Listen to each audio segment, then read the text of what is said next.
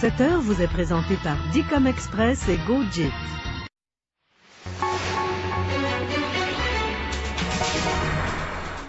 Du temps doux sur le Québec, mais la pluie verglaçante vient jouer des troubles fêtes. Des conditions routières difficiles, on signale plusieurs accidents et sorties de route. Les intersections sont sur la glace complètement. Les gens passent tout droit carrément. Hein? Tout droit. Et les trottoirs aussi sont une zone dangereuse. Les chutes sont nombreuses, tout comme les blessures. Attaque sans précédent d'Israël contre la bande de Gaza, plus de 200 morts. The entrance of the door, and as the Santa Claus suit, I heard the shot, so everyone started panicking and running, so we all dove under the dining room. Des moments de terreur, les appels au 911 des victimes de la tuerie en Californie. Bon après-midi, bienvenue à LCN. La préoccupation de bien des gens aujourd'hui, c'est sans contredit la météo. Ce n'est pas tellement le redout qui pose problème, mais les épisodes de pluie verglaçante qui l'accompagnent dans tout le sud-ouest et l'est du Québec, du côté de Montréal. Ça s'est transformé en pluie au cours de l'après-midi. Le mercure est quand même assez élevé, mais il y a un avertissement de pluie verglaçante qui est en vigueur dans certaines parties du nord du Québec. Par exemple, l'Anaudière, le secteur de Saint-Jérôme, la Haute-Gatineau et dans tout l'est du Québec, incluant la Côte-Nord. Dans les autres régions, le mercure demeurera au-dessus de zéro, au moins jusqu'à demain après-midi, avant de retomber dans le négatif. Des rafales atteignant 80 km/h sont prévues demain dans la région de Montréal en après-midi. Et avec cette pluie verglaçante, les conditions de la route, vous le devinez, sont passablement difficiles. Il y a eu plusieurs sorties de route sur l'ensemble du Québec, sur l'autoroute 20. C'est glacé par secteur entre Lévis et Rivière-du-Loup. Pour la 40, la chaussée est glacée entre Trois-Rivières et Deschambault-Grondines. On va faire le point complet là-dessus dans quelques minutes avec un porte-parole de Transport Québec. Et par ailleurs, la pluie verglaçante n'améliore pas les choses pour les piétons qui ont déjà d'ailleurs été durement éprouvés ces derniers temps. Une mince couche de glace recouvre le sol et le simple fait de marcher sur un trottoir peut devenir un exercice périlleux.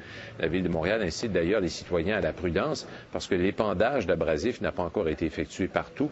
Les hôpitaux de la région rapportent plusieurs cas de chutes et de fractures à cause des trottoirs glacés.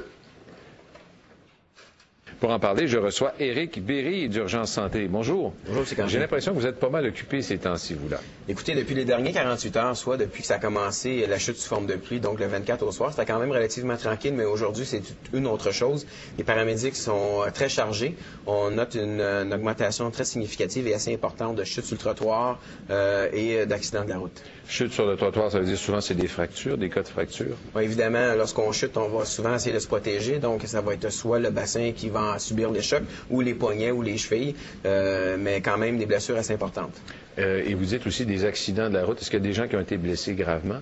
On le sait aussi que dans ces conditions-là, c'est quand même le monde font attention. C'est pas parce qu'on va avoir des sorties de route que le monde va accélérer leur vitesse. Donc, c'est des impacts à basse vélocité, ce qui nécessite quand même moins d'intervention des paramédics, donc pas de blessures. Mais quand même, il y a beaucoup de sorties de route et il y a quand même des interventions qui nécessitent nos paramédics. Bon, et si nous, peut-être, on peut limiter vos déplacements, les paramédics peuvent pas le faire, surtout quand il y a plein d'appels comme ça. Comment vous réussissez à travailler dans ces conditions-là? Ben, vous avez raison. Dans le fond, nos déplacements sont très difficiles, comme ceux qui circulent sur la rue, sur les trottoirs. Il faut se rendre. Premièrement, les interventions. Et deuxièmement, nous aussi, il faut être capable de travailler dans ces conditions-là. Une des conditions qui sont pas très évidentes pour les paramédics. Donc, évidemment, il faut rajouter à cette journée-là la surcharge de ce travail-là. On voit des images qui ont été prises ce matin lors d'un incendie. Regardez une ambulancière ici qu'on doit aider à marcher jusqu'à son véhicule. C'est un pompier là, qui lui tend le bras parce que, évidemment, les conditions sont très difficiles. Il y a des conseils qu'on peut donner aux gens quand même pour peut-être éviter justement des blessures. Oui, vous avez raison. Le premier, on ne le dira pas assez souvent, évidemment, c'est de limiter vos déplacements. Donc, si vous n'êtes pas obligé de vous déplacer aujourd'hui, restez à la maison, remettez à demain ce que vous n'êtes pas obligé de faire aujourd'hui. Aussi, ce qu'on suggère au monde, c'est de se procurer en vente pratiquement partout dans les bons magasins de sport, des semelles antidérapantes qu'on peut aisément se déplacer avec et qui font amplement le travail. Alors, il y a des espèces de crampons là-dessous. Ça, c'est quand même assez perfectionné. Des crampons qui peuvent être remplacés une fois qu'ils sont usés. Tout à fait. Et c'est très efficace, ça, contre la glace. C'est très efficace. C'est quelque chose de très sécuritaire.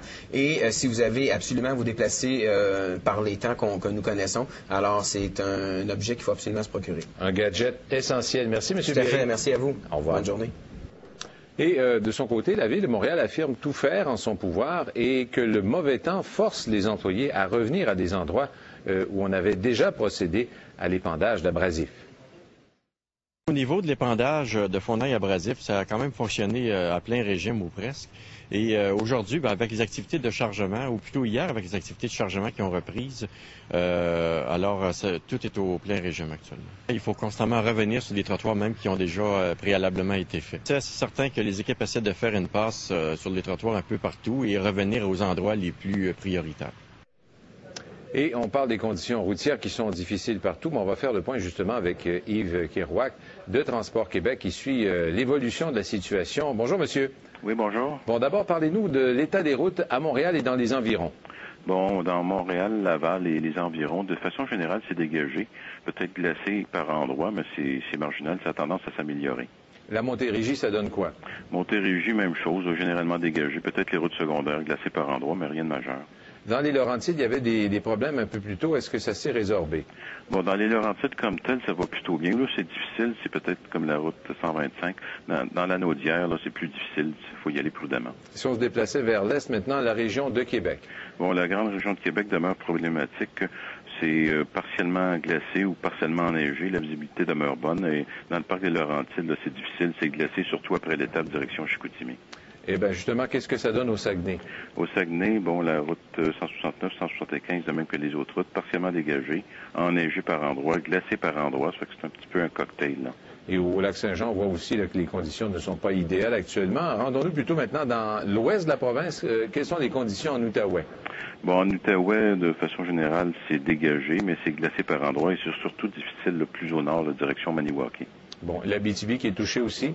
L'Abitibi, partiellement enneigé, partiellement glacé, avec une bonne visibilité. Bon, mais ça nous donne le portrait de la situation. Monsieur Kerouac, merci beaucoup. OK, au revoir. Au revoir. Yves Kerouac de Transport Québec. Et pour connaître en tout temps les conditions météo et aussi l'état des routes, vous pouvez consulter notre site Internet à lcn.canoe.ca. À l'étranger, maintenant, le bilan des bombardements israéliens dans la bande de Gaza s'établit maintenant à au moins 205 morts et des centaines de blessés.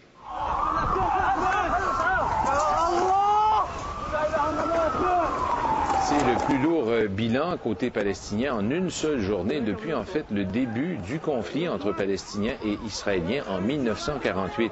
Les raids ont été menés en riposte aux nombreux tirs de roquettes provenant de la bande de Gaza en direction du territoire israélien. Le Hamas, qui est au pouvoir depuis 18 mois à Gaza, a menacé de mener des opérations en sol israélien, des attentats.